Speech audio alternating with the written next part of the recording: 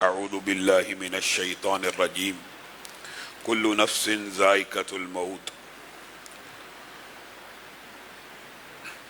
معزز سامعین گرامی قدر، کل ہم نے آپ کے سامنے عالم برزخ کے حوالے سے چند گزارشات کو رکھا تھا۔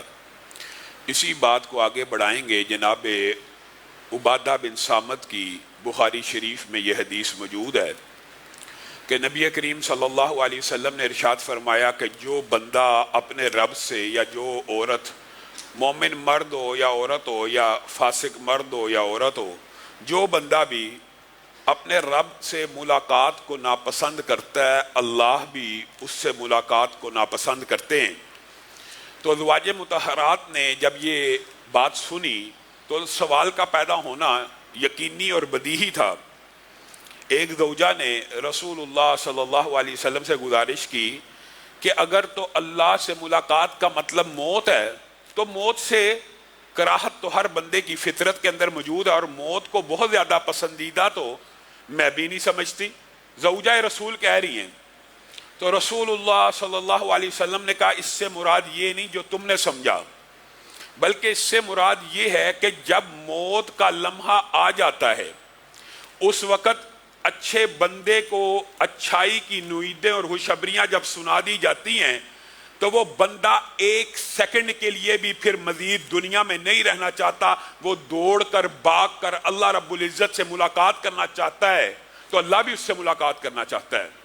اور جو برا بندہ ہوتا ہے، فاسق فاجر ہوتا ہے، جس وقت موت کے وقت اس کو غم کی، افسوس کی، لعنت ملامت کی اطلاعات مل رہی ہوتی ہیں، پھر وہ جسم میں رہنے کے لیے بے قرار ہوتی ہے، روح نکلنا نہیں چاہتی اور اللہ سے ملاقات نہیں کرنا چاہتا، مکر جاتا ہے کہ میں برے کام نہیں تھا کرتا۔ قرآن کی آیت میں ہے کہ جس وقت برائی کے فرشتے آتے ہیں تو مکر جاتا ہے کہ میں برے کام نہیں تھا کرتا۔ تو جو بندہ اس وقت جسم سے اپنی روح کو جدا نہیں ہونے دینا چاہتا، اللہ بھی اس سے ملاقات کرنا نہیں چاہتا۔ معزز سامعین گرامی قدر، یہ دو ابواب ہیں۔ جیسے عالم برزخ اور عذاب قبر کے حوالے سے کل آپ کے سامنے تفصیل سے یہ بات رکھی تھی۔ ایک ہے بندہ مومن، اچھا بندہ، نیک آدمی، اس کے ساتھ کیا معاملہ ہوتا ہے؟ الذین تتوفاہم الملائکۃ طیبین یقولون سلام علیکم۔ جو نیک بندوں کی روحیں قبض کرنے کے لیے فرشتے آتے ہیں، آ کے کیا کہتے ہیں؟ سلام علیکم۔ ابتدائے کلام سلامتی سے، تمہارے اوپر سلامتی ہو۔ پہلی خوشخبری، انسان عالم برزخ کے اندر ابھی آنکھ کھلی ہے، خوشخبری پہلی کیا آ رہی ہے؟ فرشتے جو استقبال کے لیے آئے ہوئے ہیں کیا کہہ رہے ہیں؟ سلام علیکم، تمہارے اوپر سلامتی ہو ہماری طرف سے۔ اور بنیادی طور پر یہ پیغام فرشتے لے کے تو اللہ ہی کی طرف سے آئے ہوتے ہیں، اور پیغام کیا سناتے ہیں؟ ارجعی الی ربک راضیۃ مرضیہ فادخلی فی عبادی وادخلی جنتی۔ اللہ کی طرف سے بھی مغفرت کا، خوشخبری کا پیغام ہے، اللہ تم سے راضی ہے، تم رب سے راضی ہو جاؤ۔ اب یہ وہ وقت ہے، بنیادی طور پہ جو موت کی سختیاں، تکلیفیں آپ کے سامنے رکھی تھی، وہ ان لمحات سے پہلے پہلے ہیں۔ اور جو حدیثیں موت کی آسانی کی، روح کے جسم سے جدائی کی ہیں، وہ ان لمحات کے بارے میں ہیں کہ جس وقت فرشتے استقبال کرنے کے لیے آگے خوشخبریاں سنا دیں تو بندہ مومن کی روح اس کے جسم سے اس طرح نکلنے کے لیے بےتاب ہو جائے گی، اور اس تیزی سے، اس سرعت سے، اس جلدی سے اپنے رب کی بارگاہ میں پیش ہونا چاہے گی کہ رسول اللہ صلی اللہ علیہ وسلم نے کہا ایسے نکلے گی جیسے ایک مشکیزہ بھرا ہوا ہو، پانی کا بھرا ہوا مشکیزہ، اس کے آگے ایک بند بندہ ہوا ہے، اس کو کھول دو، اس پانی کو نکلنے میں کتنی کو تکلیف پیش آئے گی، کتنی کو دقت آئے گی۔ جس آسانی سے مشکیزے سے آخری قطرہ بھی پانی کا نکل جاتا ہے، آپ مشکیزہ کھولیے، ایسے کیجئے، پانی بغیر کسی رکاوٹ کے سارے کا سارا باہر نکل جائے گا۔ اس طرح روح جسم سے بے چین ہو کے اطمینان کے ساتھ جب باہر نکلے گی، سبحان اللہ، یہ دو مناظر ہیں۔ اللہ رب العزت ہمیں ان مناظر میں مبتلا کرے، اور اللہ تعالی ہمیں ان بندوں میں شامل کرے۔ آپ نے اور میں نے رزلٹ کی بات کرتے ہیں، احوال کی بات، اللہ تعالیٰ نے تفصیلات بھی بیان کر دی ہیں کہ آپ کا اور میرا پالا کن واقعات سے پڑھنے والا ہے، یا ان واقعات سے پڑھنے والا ہے، یا دوسری طرف برے لوگوں کے جو واقعات ہیں ان سے پڑھنے والا ہے۔ وہ تفصیل بھی آپ کو رسول اللہ صلی اللہ علیہ وسلم نے کھل کے بیان کیا۔ برا بن عازب کی جو حدیث ہے وہ اس بارے میں مفصل ہے، حضرت ابو ہریرہ کی حدیث بھی ہے۔ یہ تین حدیثیں اگر ملا کے آپ کے سامنے رکھی جائے تو تینوں کا مفہوم میں ایک ہی حدیث کے تناظر میں بیان کروں گا۔ برا بن عازب نے کہا رسول اللہ صلی اللہ علیہ وسلم قبر کے اوپر بیٹھے ہوئے تھے، دار و کتار رو رہے تھے قبر کے اوپر بیٹھ کے، اور ہم سر جھکائے اس طرح بیٹھے تھے جیسے ہمارے سروں پہ کیا محاورہ پرندے بیٹھے ہوں۔ اور پرندے بیٹھنے سے مراد کا جو محاورہ اس سے کیا مطلب ہوتا ہے، جیسے جو بیمار جانور ہو جس کے سر کے اوپر جوئیں پڑ جائیں، چچڑ پڑ جائیں۔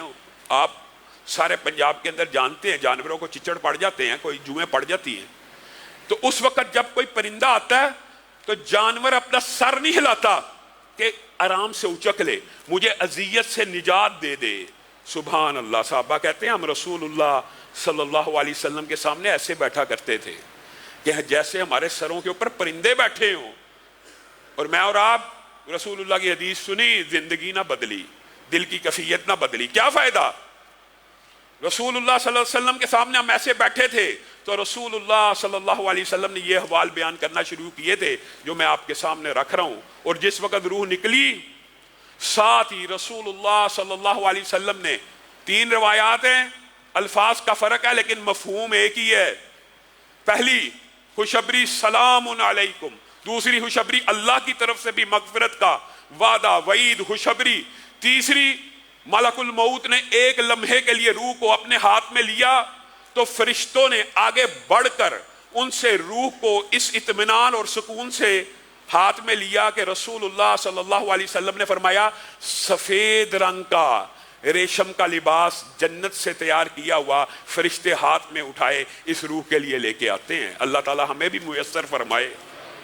ہم یہ سمجھتے ہیں اچھا کفن ہو جائے، پاک صاف کفن ہو جائے۔ بنیادی طور پر خوش نصیب انسان وہ ہے جس کے لیے کفن بھی جنت سے آ رہا ہے، ریشمی سفید ریشم کا۔ فرشتوں نے اس کے اندر اس روح کو ڈھانپا تا حد نگاہ۔ رسول اللہ صلی اللہ علیہ وسلم حد نگاہ، آپ حد نگاہ کو کیا سمجھتے ہیں؟ آپ سر اٹھائیے، ارب ہارب نوری سال کے فاصلے کے اوپر بھی جو ستارہ ہے آپ کی نظر وہاں پہ پہنچ جاتی ہے۔ حد نگاہ فرشتے استقبال کے لیے بیٹھے ہوئے ہیں اس ایک روح کے لیے، اور آگے بڑھ کر اس کو خوشخبریاں سناتے ہیں، سلام پیش کرتے ہیں، اور ایک دوسرے سے منتقل کرتے ہوئے یہ خرب ہا خرب نوری سال کا فاصلہ اس تیز رفتاری سے طے کرتے ہیں کہ فرشتے اس روح کو لے کے پہلے آسمان تک پہنچ جاتے ہیں۔ رستے کے مناظر بھی رسول اللہ صلی اللہ علیہ وسلم نے بیان کر دیے کہ اس روح سے اللہ رب العزت ایسا معاملہ کرے گا، صرف سفید ریشم کا لباس جنت سے نہیں آیا، ایک خوشبو بھی جنت سے لائی گئی ہے جس سے اس کی روح کو ایسا معطر کیا جائے گا، ایسی خوشبو پیدا کی جائے گی کہ جہاں دور دراز کے فرشتوں کے ناکوں سے ٹکرائے گی وہ کہیں گے سلام علیکم، سلامتی ہو اس بندے کے اوپر۔ کتنے خوبصورت جسم میں آباد رہی، جسم کو بھی آباد رکھا عبادتوں سے ریاضتوں سے، اس کے اوپر اللہ کی سلامتی ہو۔ کتنی خوش قسمت روح ہے، کتنی خوش بخت روح ہے، کتنی خوبصورت خوشبو ہے۔ پہلے آسمان کے دروازے کھل گئے، سعد بن معاذ کے لیے بھی سارے دروازے کھلے تھے، اللہ تعالی ہمارے لیے بھی آسمان کے دروازوں کو کھولے۔ پھر پہلے آسمان کے فرشتے استقبال کرتے ہوئے لے کے چلے کہاں تک؟ دوسرے آسمان تک۔ پروٹوکول ہے، ایک مومن کی روح کا پروٹوکول ہے کہ فرشتے قطار اندر قطار اس کا استقبال بھی کر رہے ہیں، ایک آسمان سے لے کے دوسرے آسمان تک پروٹوکول بھی دے رہے ہیں، اور رسول اللہ صلی اللہ علیہ وسلم نے آپ کو سمجھایا ہے۔ اور رسول اللہ صلی اللہ علیہ وسلم نے کہا تھا نا، جو چیزیں میں دیکھتا ہوں یا جانتا ہوں اگر تم جانو یا دیکھو تو تم رونا شروع کر دو، تمہارا دنیا میں جینا لگے۔ یہاں تک کہہ دیا، یہاں تک کہہ دیا کہ کبھی میاں بیوی آپس میں تعلق ہی قائم نہ کریں۔ آگے کیا کیا مناظر پیش آنے ہیں، کیا کیا مشکلات اور کیا کیا آسانیاں اگر تمہیں پتہ چل جائے تو تم ہر وقت یا ان نعمتوں کے حصول کے لیے ریاضتوں میں پڑے رہو یا ان عذابوں سے بچنے کے غم اور دکھ اور خوف میں مبتلا رہو, کوئی خوشی انجوائے نہ کر سکو. اور تمہیں کیا پتا, رسول اللہ صلی اللہ علیہ وسلم نے یہاں پہ یہ بھی کہا تھا اس حدیث کے اندر, تمہیں کیا پتا آسمان کے اوپر 4 انگلیوں کی جگہ خالی نہیں ہے, 4 انگلیوں کی جگہ خالی نہیں ہے. ہر 4 انگلیوں کی جگہ کے فاصلے کے اوپر اللہ رب العزت کا ایک بہت بڑا مقرب فرشتہ اللہ کی بارگاہ میں سجدے میں پڑا ہوا ہے, اور آسمان چرچرا رہا ہے, اور آسمان کے لائق ہے کہ وہ چرچرائے اللہ کے خوف سے. میں اور آپ نہیں ڈرتے, میں اور آپ نہیں کانپتے. یہ پروٹوکول دیا جا رہا ہے 7ویں آسمان تک, عرش عظیم تک. وہ خرب خرب نوری سال کا فاصلہ چند سیکنڈ میں روح نے طے کیا, ان کتاب الابرار لفی علیین.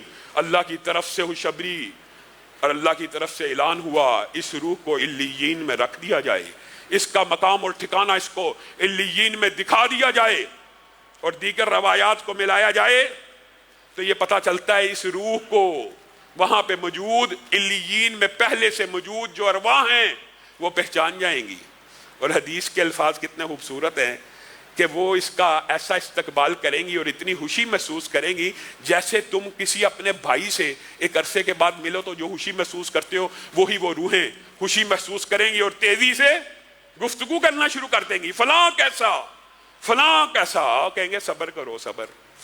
دنیا کی تکلیفوں اور آزمائشوں سے آیا, اور شاید میرے دماغ میں کئی مرتبہ اس حدیث کو پڑھتے پڑھتے آتا ہے یہ جو اتنی تیز رفتار سفر ہے, وہ کہیں گے ذرا اس کو کچھ موقع تو دو سستانے کا. اس قدر تیز رفتار جو سفر ہوگا, پھر کہا جائے گا فلاں کا کیا بنا, وہ بندہ کہے گا, وہ روح کہے گی وہ بندہ تو فوت ہو گیا, بڑا نیک تھا, تمہارے پاس نہیں پہنچا. اوہو, افسوس کریں گے ہمارا وہ بھائی شاید جہنم میں چلا گیا, سجین میں چلا گیا, واقعی فوت ہو گیا, ہم تک نہیں پہنچا, ہم تک نہیں پہنچا. پھر جب علیین میں درج کیا جائے گا دوبارہ برزخ کی ہی زندگی کے اندر, یہ عجیب مغالطہ جی, یہ جی حدیث میں آیا جی دوبارہ روح کو جسم میں ڈالا جائے گا, جی دنیاوی زندگی. یہ سارے معاملات برزخی کے اندر ہے جو پہلے آپ کے سامنے بات رکھی ہے. کیا کیسے دوبارہ دنیا میں بھیجا جائے گا, وہاں سے روح کو آپ جنازے کو تیار کر رہے ہوں گے, حدیث کے الفاظ ہیں. اور یہ زندگی برزخ کی کیوں ہے, دنیا کی کیوں نہیں ہے, حدیثیں اتنی واضح ہیں. یہ بھی بخاری شریف کی حدیث ہے کہ جس وقت آپ چارپائی کو اٹھا لیتے ہیں, چارپائی کو اٹھا لیا آپ نے, میں نے, سب نے دیکھا ہوا منظر جس وقت, اور یہ ہمارا یقین ایمان عقیدے کا مسئلہ ہے, ہمیں اس حدیث کے اوپر یقین ہے, انکار حدیث والوں کو نہ ہو, برزخ کی زندگی کا انکار کرنے والوں کو نہ ہو, عذاب قبر کے منکروں کو نہ ہو. رسول اللہ صلی اللہ علیہ وسلم نے کہا جس وقت تم چارپائی کو اٹھاتے ہو جو بندہ نیک ہوتا ہے وہ کیا کہہ رہا ہوتا ہے, قدمونی قدمونی. آپ بتائیے آپ میں سے آج تک کسی نے یہ الفاظ سنے ہیں؟ یہ جو ایک صوفیوں کا فلسفہ عجیب ہے, ایک نے کلی انکار کر دیا عذاب قبر اور برزخ کا, اور ایک نے کلی طور پہ برزخ کو دنیا سے بھی آگے پہنچا دیا. یہ واپس آ جاتے ہیں جی دنیا میں ہی ہوتے ہیں, دنیاوی زندگی گزارے ہوتے ہیں. اس کے دلائل آپ کے سامنے پہلے بھی رکھ چکا. اگر دنیاوی زندگی میں ہو تو شہید کی جو بیوہ ہے وہ شادی نہ کرے. یہاں پہ جب وہ دنیا میں آیا ہے وہ قدمونی کہہ رہا ہے, آپ اور میں سن رہے ہیں, اس کا مطلب کیا ہے, وہ برزخ ہی میں رہا ہے, لیکن اللہ کی قسم ہمارا ایمان اور عقیدہ وہ کہہ رہا ہے قدمونی, تیز چلو, جلدی کرو, مجھے میرے ٹھکانے تک پہنچا دو, جلدی کرو. اور اگر خدا نہ خواستہ برا ہوگا تو کیا کہے گا, یا ویلہا, او کتھے لے چلے ہو, ایگزیکٹ ترجمہ یہ, کدھر لے کے جا رہے ہو, او رک جاؤ, ہو ذرا صبر کرو, او رک جاؤ. یہ وہ لمحات ہیں کہ نیک آدمی کو وہاں سے بھی خوشخبریاں مل رہی ہیں اور یہاں سے بھی خوشخبریاں مل رہی ہیں, اور یہی وہ لمحہ ہوتا ہے جس کے بارے میں رسول اللہ صلی اللہ علیہ وسلم نے کہا اچھا ہو یا برا ہو, میت کی 3 چیزیں پیروی کر رہی ہوتی ہیں, پیچھے چل رہی ہوتی ہے. ایک اس کے وارث اس کے ساتھ چل رہے ہیں, اعزاء و اقارب, رشتہ دار. ایک اس کا مال و متاع, گاڑی ہے, سکوٹر ہے, سائیکل ہے, جتنی حسب استطاعت سواریاں وہ بھی پیچھے پیچھے چل رہی ہیں. ایک اس کے اعمال چل رہے ہیں. 2 چیزیں واپس آ جائیں گی اور قبر میں ہمیشہ اعمال ساتھ رہیں گے. اور اللہ معاف کرے, دوسری طرف خدا نہ خواستہ اللہ تعالی ہم سب کو محفوظ رکھے, اگر بندہ برا ہے, کیا رسول اللہ صلی اللہ علیہ وسلم نے اس کا نہیں بتایا؟ اسی برا بن عازب کی حدیث میں اس کا بھی تفصیلی ذکر موجود ہے، جس کی چند باتیں عالم برزخ اور عذاب قبر کے دلائل کے حوالے سے آپ کے سامنے رکھ چکا ہوں کہ جس وقت موت کا لمحہ فاسق فاجر کا آ گیا، یہاں پہ سلامتی بھیجی جا رہی تھی اور یہاں پہ لعنتیں اور ملامتیں بھیجی جا رہے ہوں گے، نکل الیوم تجزون عذاب الہون، آج کے دن تجھے شدید عذاب دیا جائے گا، یضربون وجوہہم وادبارہم، چہروں پہ تھپڑ لگانے شروع کر دیے جائیں گے، پشتوں کے اوپر تھپڑ لگانے شروع کر دیے جائیں گے۔ یہ وہ لمحہ ہے کہ جس وقت برے سے برا آدمی کہے گا رکو میں نہیں برائی کرتا، اب برائی نہ کرنے کے وعدے کا کوئی فائدہ نہیں، رکو میں برا نہیں تھا، ٹھہر جاؤ، صبر کر لو، کوئی مہلت دے دو، کچھ منٹ دے دو، نہیں اب اللہ تعالیٰ نے جو وقت مقرر کیا وہ آ گیا، نکل جسم سے نکل۔ یہ وہ حدیث کا دوسرا ٹکڑا ہے کہ جو آپ کے سامنے پیش کیا جاتا، موت کی سختی اچھے برے پہ، موت کی تکلیف یا بیماری کی وہ تو شدت آنی ہے، اللہ تعالیٰ اس سے بھی محفوظ رکھے، بعض لوگوں پہ ایسا انعام ہو سکتا ہے، اور وہ تکلیف حسب استطاعت ایمان ہے، جتنا ایمان ہے اتنی زیادہ تکلیف آئے گی۔ لیکن یہ وہ لمحہ ہے، یہاں پہ رسول اللہ صلی اللہ علیہ وسلم نے دو باتوں کو بیان کیا اور بڑی ڈرنے والی باتیں ہیں۔ یہ روح اس جسم کو چھوڑنا ہی نہیں چاہے گی، پوری کوشش کرے گی کہ اب میں اس جسم کو نہ چھوڑوں۔ حدیث کے الفاظ ہیں جس طرح ایک لوہے کی سی ہو، اس کے دندے نکلے ہوں، اس کو کسی نرم و ملائم اون کے اندر، گیلی اون کے اندر ڈال دیا جائے اور کھینچا جائے تو اس اون کا جو حشر ہوگا اس روح کو اس جسم سے نکالتے ہوئے یہی حشر ہوگا۔ اور دوسری مثال کیا دی؟ میرے بھائیو، اللہ کی قسم یہ عقیدے کے مسئلے ہیں، یا وہ معاملہ ہونا یا یہ معاملہ ہونا، اللہ تعالیٰ ہمیں اس معاملے کا شکار کرے۔ ایک معاملہ ہونا ہے، یقینی ہے، بدیہی ہے، لازمی ہے۔ دوسری بات کیا؟ بات کسی کو اگر سمجھ نہیں آئی تو ایک خاردار کانٹوں سے بڑی ہوئی جھاڑی ہو، اس کے اوپر کسی نرم و نازک ریشمی دوپٹے کو پھینک کے دیکھو اور پھر اس دوپٹے کو کھینچو، دوپٹے کی کوئی دھجی باقی رہے گی؟ جس طرح وہ چر جائے گا، اس طرح روح اور جسم کو جب جدا کیا جائے گا اتنی تکلیف روح اور جسم برداشت کرے گا۔ اور کیا ختم ہو جائے گی تکلیف؟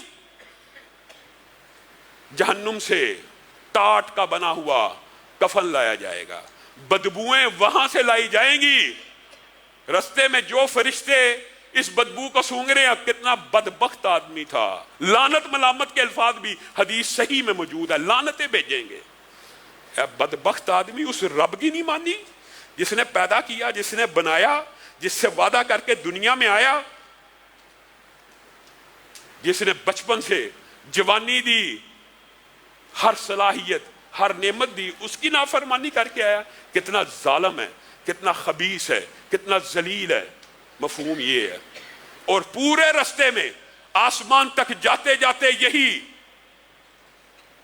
بری خبریں اس کو مل رہی ہیں، خوف اور تکلیف کی شدت میں اضافہ ہوتا جا رہا ہے، آسمان کے دروازوں کو کھٹکایا جائے گا۔ کون ہے؟ خبیث روح آئی ہے، خبیث جسم کو آباد کر کے آئی ہے۔ لا تفتح لهم ابواب السماء، یہ وہ بدبخت ہوں گے جن کے لیے کبھی بھی آسمان کے دروازوں کو نہیں کھولا جائے گا۔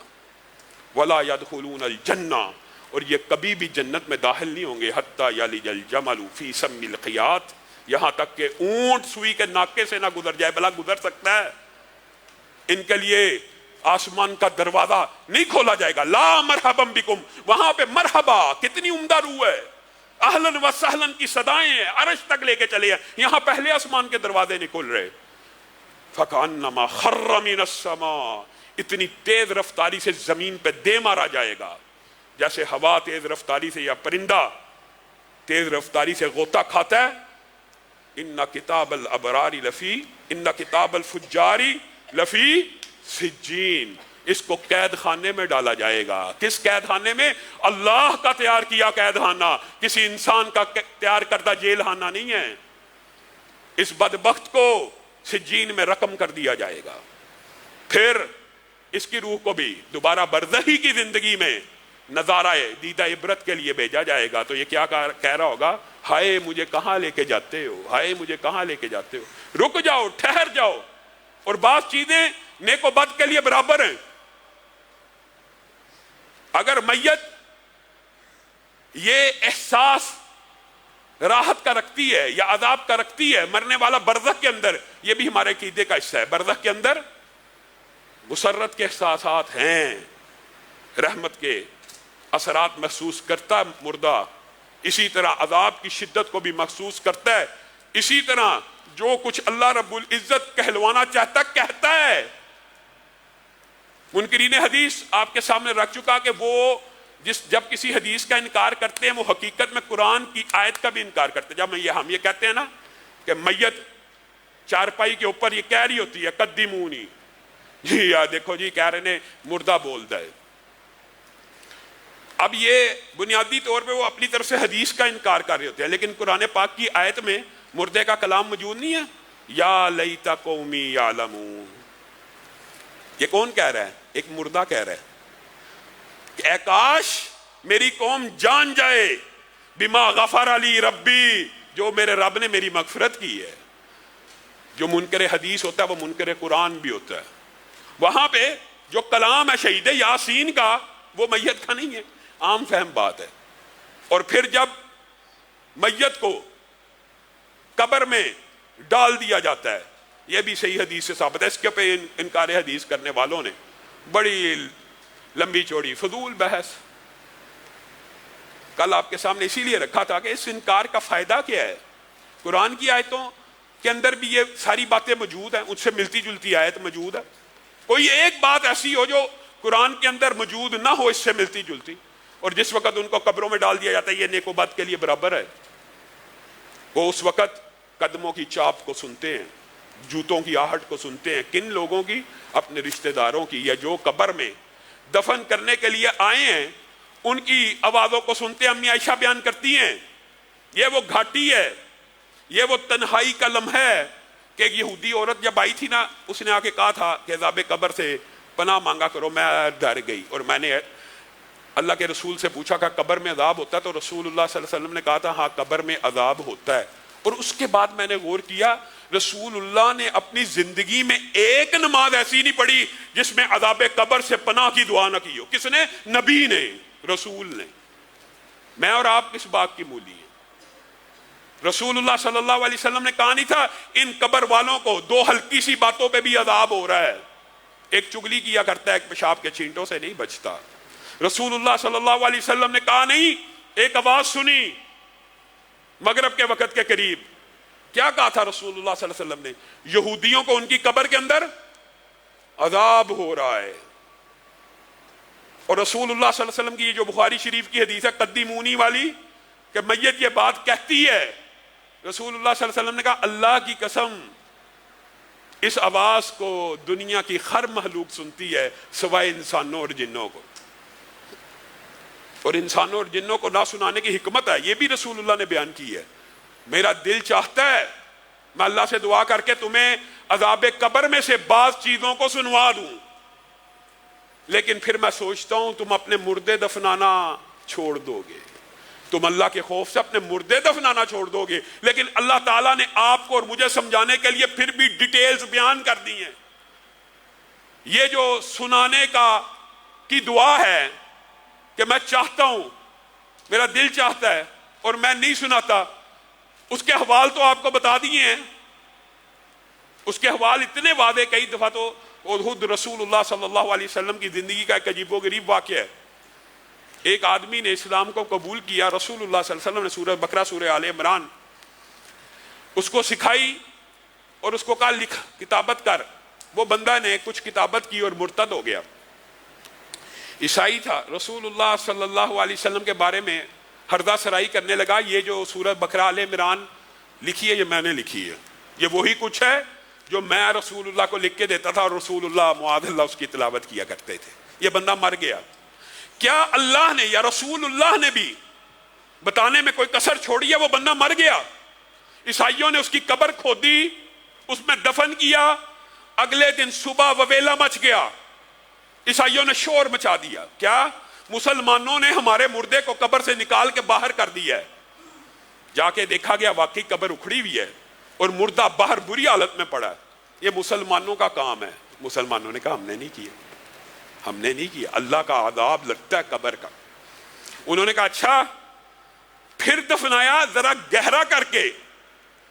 اگلے دن صبح ہوئی وہ مردہ پھر قبر سے باہر پڑا, قبر ساری کی ساری اکھڑی ہوئی ہے. انہوں نے شور مچا دیا, یہ مسلمان باز نہیں آ رہے, ہم مردہ دفناتے ہیں. چونکہ اس نے رسول اللہ کے بارے میں یہ بات کی تھی, مسلمان اس سے انتقام لے رہے ہیں, اللہ اس سے انتقام لے رہا تھا. تیسری مرتبہ انہوں نے گہرا گڑھا بنایا اور اپنے تئی جتنی گہرائی میں جا سکتے تھے اتنی گہرائی میں لے گئے, اتنی گہرائی میں لے گئے کہ اکھاڑنے میں بھی کچھ وقت لگے, کچھ ٹائم لگے اور ہم مسلمانوں کو پکڑ لیں. اگلے دن فجر کے بعد کیا دیکھا, وہ مردہ پھر باہر پڑا ہے. پھر ان کو سمجھ آ گئی کہ اللہ کا عذاب شدید ہے اس بندے کے اوپر. انہوں نے گڑھے میں بغیر مٹی ڈالے اس کو پھینک دیا. عذاب قبر میں سے رسول اللہ سنانا چاہتے ہیں تو سنا کے بھی گئے ہیں. انشاءاللہ ان بعض احوال کا ذکر آئندہ آنے والے درس میں کریں گے. سبحان ربک رب العزت عما یصفون وسلام علی المرسلین والحمد للہ رب العالمین.